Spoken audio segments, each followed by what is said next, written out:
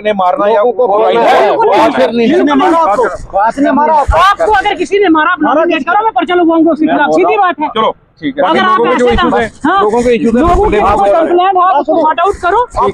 आप ये मत सोचो कि हम पुलिस या किसी और की आड़ लेकर यहाँ पे गुंडागर्दी करेंगे, यहाँ को भी हो। ये क्या बोल रहे हैं? नहीं, पुलिस की आड़ क्या मतलब है? पुलिस का आड़ पुलिस गुंडा करती है? बिल्कुल वो नहीं सर, ये लोग कर रहे हैं। क्या बोला इसने? ये लोग कर रहे हैं। तूने पुलिस का काम क्या है भाई? जो अनलॉफुल काम करोगे उस पर एक्शन होगा। ठीक है, तो ये तूने वर्डिंग क्या बोली? मैंने ये बोला कि अगर आप पुलिस नहीं, तूने बोला कि अभी मैं वो रिपीट कर रहा हूँ। तूने बोला एक मिनट यार, पहले मेरी सुन। तूने बोला कि पुलिस की आड़ में गुंडागर्दी करोगे, मतलब पुलिस तेरा कहने का मतलब क्या है? मेरा कहने का मतलब ये है कि पुलिस यहाँ पर है और ये लोग अगर प्रेशराइज लोगों को करेंगे तो वो हम बर्दाश्त नहीं करेंगे। भाई तू क्या बहुत ये बोलने वाला होगा कि लोगों को प्रेशराइज कर रहे हैं सर। मैं कैसे प्रेशराइज कर रहे हैं? मैं बोल रहा हूँ आप कैसे कर रहे हैं? बात तो मैं करूँ। तूने दो बातें बड़ी गलत बोली भाई, तूने दो बातें बड़ी गलत बोली। सर मेरी बात पुलिस का लेके गुंडागर्दी करता है। मैं सर रिक्वेस्ट कर रहा हूँ कि मेरी बात पूरी करने होने दीजिए सर। हम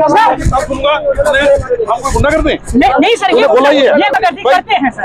मैं वो बोल रहा हूँ पुलिस गुंडागर्दी करती है। पुलिस की यहाँ उन्हें बोला पुलिस की प्रेजेंस में अगर लोगों को धमकाएंगे तो हम नहीं करेंगे। हमारा साफ ये तू धमका रहा है, वो नहीं धमका रहे, अभी तू धमका रहा है लोगों को। देखिए सर, यहाँ पर लोगों के इश्यूज हैं, वो सॉर्ट आउट कौन करेगा? लोगों के इश्यूज जो रोड बन रही है ये गलत बन रही है। अगर कंजेस्टेड रोड है उसको नहीं कंजेस्टेड, एक मिनट। और भाई आजकल सब रूल ऑन रिकॉर्ड होता है। अगर यहाँ ये 9 फुट बना देंगे ना तो ये इनको जवाब देना पड़ेगा, मतलब ही नहीं है इनका बिल पास हो जाए। तो उसी जवाब के लिए सर लोग चला रहे हैं। भाई क्या इनको सवाल करो आप? हाँ पूछो इससे। नहीं यही कहा पहले सरकारी यही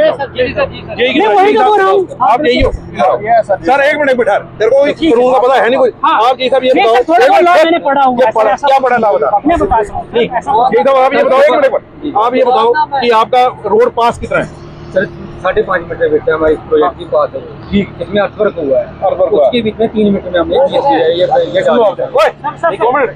बात हो रही है अभी इसको रहने दे। हमारे साथ बराह रास्त जुड़ चुके हैं रुखसार, जो उधमपुर जिला के दूर दराज इलाके बसंतगढ़ से ताल्लुक रखते हैं और वहाँ अक्सर पब्लिक इश्यूज को रेज करते हैं मीडिया के थ्रू। सर आज जो वीडियो वायरल हो रही है, क्या कुछ मसला है? रोड में कुछ पुलिस इंटरवीन कर रही थी और आप भी दिख रहे थे उस वीडियो में, क्या एक्चुअल ग्राउंड रिपोर्ट है?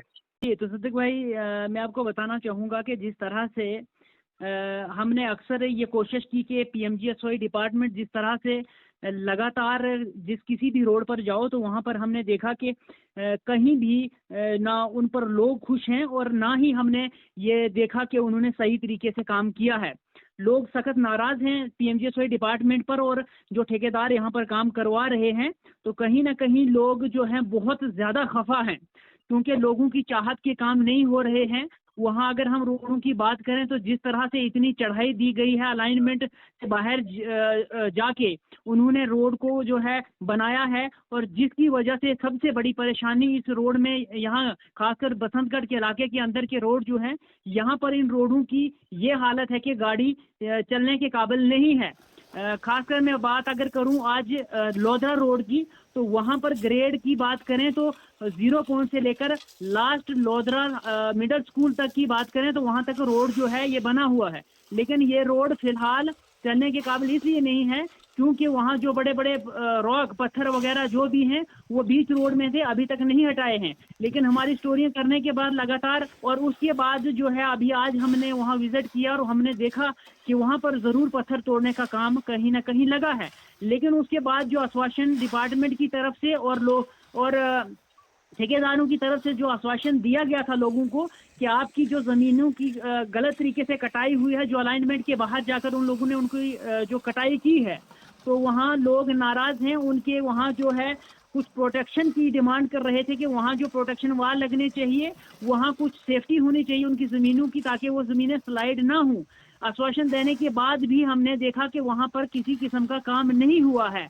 और आज की बात करें, जब हम वहाँ गए, वहाँ अभी जो है इन चीज़ों को इग्नोर करने के बाद, जो आश्वासन दिए गए थे वो आश्वासन तोड़ने के बाद ठेकेदार और पीएमजीएसवाई डिपार्टमेंट लगातार वहाँ ब्लैक टॉप करने के काम जो अभी शुरू हुआ है वहाँ। लेकिन लोगों का ये मुतालबा रहा है कि इसको ब्लैक टॉप रोड को तब किया जाए जब बाकी काम जो अधूरे छोड़े गए हैं पहले उनको पूरा किया जाए। आज हम वहां गए तो लोगों का कुछ मुतालबा था, बहुत ज्यादा लोग वहां इकट्ठे हुए थे और हमें वहां बुलाया गया था।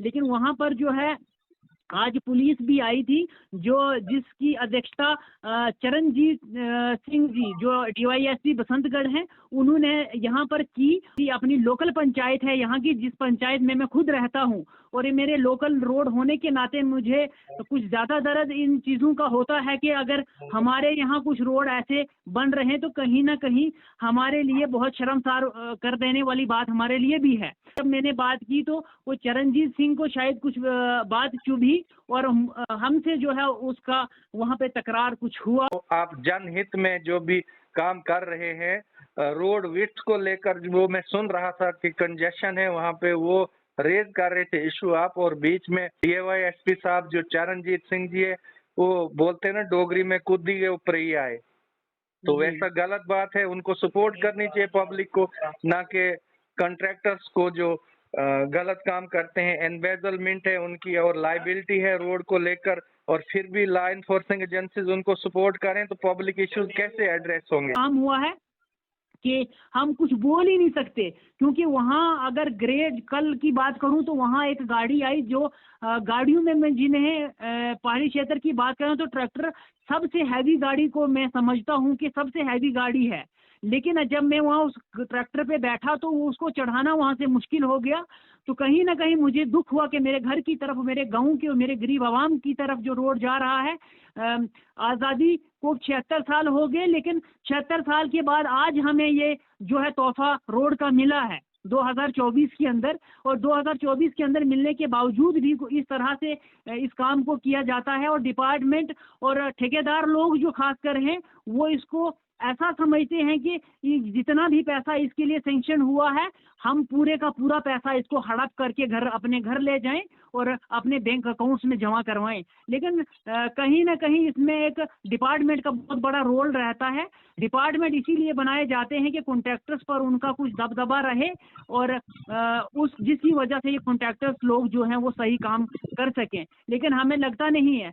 यहाँ पर जीएसबी का काम अभी कदवा रोड पर लगा हुआ है, लेकिन जीएसबी इस तरीके की डाली जा रही है, जो पत्थर वहाँ पे लगाया जा रहा है वो ऐसा डाल वहीं से खोद कर जो है थोड़ी थोड़ी दूर ट्रैक्टर में भर के वहाँ पे जो है वो लगाया जा रहा है। और खुद उनकी गाड़ियाँ जो उस रोड में चलती हैं तो वो पत्थर ऐसा है कि जो मिट्टी बनते जा रहा है, और एक बारिश होती है उसके बाद जब गाड़ी चलती है बिल्कुल मिट्टी बन जाता है। तो कहीं ना कहीं इस रोड को और इस मटेरियल को अनदेखा किया जा रहा है। डिपार्टमेंट को चाहिए कि यहाँ पर जो है लगातार जेई को बिठाएं और वहाँ पर काम देखें, उनको काम सौंपें, उनको उनकी जिम्मेवारी जो भी जिम्मेदारी बनती है उनको वो सौंपें, और जिम्मेदारी के साथ जेई और AA जो भी डिपार्टमेंट के अधिकारी हैं उनको ये इस काम का जो है थोड़ा ध्यान रखना चाहिए। आप क्या कहेंगे एसएसपी सर से और डीसी मैम जो बड़ी प्रोएक्टिव हैं उधमपुर में, जो देख रेख करती हैं और स्टर्न एक्शन होता है उनको डेवलपमेंट को लेकर, खास तौर पर हम देख रहे हैं बहुत सारी कंप्लेंट्स सुन रहे हैं पीएमजीएसवाई विभाग की, और खासकर जो कंट्रैक्टर्स हैं कुछ तो सबलेट करके भाग गए हैं।